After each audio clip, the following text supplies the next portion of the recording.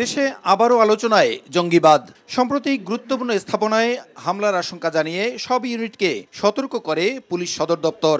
এরই মধ্যে কেপিআই প্রতিষ্ঠানে জোরদার করা হয়েছে নিরাপত্তা।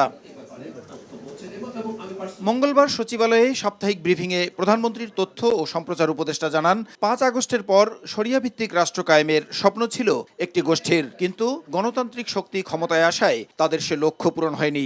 অন্তর্বর্তী সরকারের আমলে উগ্রবাদকে ছাড় দেওয়া হয়েছিল বলেও অভিযোগ করেন ডাক্তার জাহিদুর রহমান। ১.৫ বছর ইন্টারিম সরকারের সময় আমরা খেয়াল করেছি এই প্রবণতার মানুষদের অনেক বেশি সংগঠিত হওয়া বা পাবলিকলি আসা বা ওপেনলি আসার প্রবণতা তৈরি হয়েছিল। কারো কারো স্বপ্ন ছিল এখানে এক ধরনের বিশেষ শরিয়া ভিত্তিক রাষ্ট্র কায়েম করবেন, কিছু কিছু মানুষের এই ধরনের চিন্তা ছিল। শেষ পর্যন্ত সেটা না হয়ে যেহেতু বাংলাদেশ একটা উদার গণতান্ত্রিক পথে গেছে, সেটা কারো কারো ভালো নাও লাগতে পারে। ১৩টি মশলার এক দারুণ কম্বিনেশনে তৈরি ইফাত রশিদ বিরিয়ানি মশলা। উৎসব এখন প্রতিদিন। দেশে জঙ্গিবাদ থাকার কথা স্বীকার করে উপদেষ্টা বলেন, এটি ঝুঁকির পর্যায়ে নেই। কারামুক্ত হয়ে ফের অপরাধে জড়ালে অভিযুক্তদের জামিন বাতিলের উদ্যোগ নেবে সরকার। সরকার স্পন্টেনিয়াসলি করে যে যারা জামিন পেয়েছেন, যারা অভিযুক্ত ছিলেন, তারা একই ধরনের কর্মকাণ্ডে জড়িত আছেন কিনা, সেই ক্ষেত্রে তাদের জামিন বাতিল হতেই পারে। সেটা সেই প্রসেস, সেই যা যা করা সেগুলো সরকার নিশ্চয়ই করবে।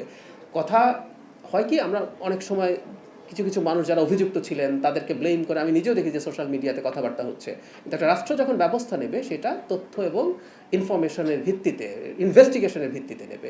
যৌক্তিক সমালোচনাকে স্বাগত জানালেও গণমাধ্যমে ভুল ও অপতথ্য প্রচার হলে সরকার ছাড় দেবে না বলে হুঁশিয়ারি দেন তথ্য উপদেষ্টা।